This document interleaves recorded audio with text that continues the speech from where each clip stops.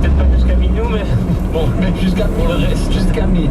Eh bien, regardez ce soir sur la une ce documentaire intitulé Apple, la tyrannie du cool. Si vous faites partie de cette tribu où les produits Apple sont devenus non plus des produits mais des objets de désir, voire pour certains des objets d'adoration, eh bien, vous connaissez peut-être ce film. Bien, vous connaissez ce film? Oui, je connais un peu ce film, mais je ne l'ai pas vu. Voilà, eh bien, il faut le voir si vous ne l'avez jamais vu parce que c'est intéressant.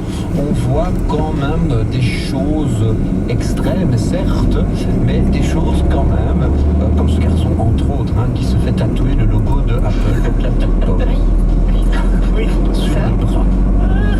Et il trouve ça absolument horrible parce que, voilà, il ne parle pas de produit, lui, il parle carrément d'appartenance à une communauté, donc une religion, donc voilà, un peu comme quand on se faisait tatouer le nom de sa fiancée, de sa maman, quand on était un mari.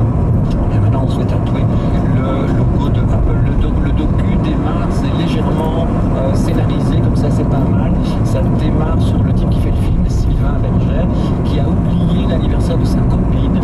Il ne lui a pas acheté de cadeau pour son anniversaire et le jour de son anniversaire, avec l'argent qu'il avait, il fait faire la file pour s'offrir la nouvelle version de l'iPad.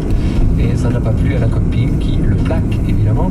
Donc sa copine le laisse tomber parce qu'elle trouve qu'il est plus amoureux, il est plus accro aux objets Apple qu'à elle.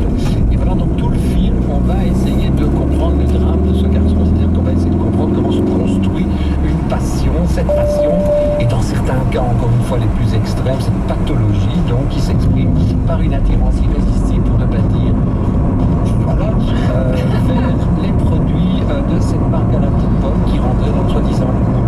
On voit des gens extrêmement normaux, tout à fait normalement constitués, qui disent des choses bizarres quand même, comme la première fois que j'ai caressé un iPhone, j'ai fait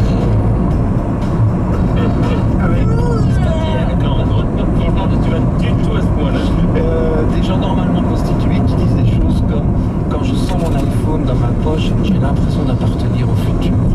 Et c'est pas non, vraiment, voilà. Des choses bizarres mais des choses vraies aussi, puisque les gens qui les disent les ressentent, mais des choses justes aussi. Je peux vous dire que quand moi je ressens des choses avec l'Apple TV.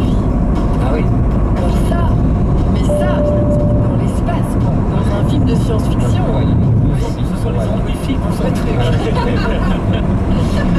Des gens disent des choses justes aussi, comme ce type qui dit, je cite, la cool attitude a toujours été une forme de compétition sociale, et ça on le sait évidemment, avoir la bonne marque au bon moment, c'est faire partie du mouvement, sinon, comme disent les jeunes, c'est mort.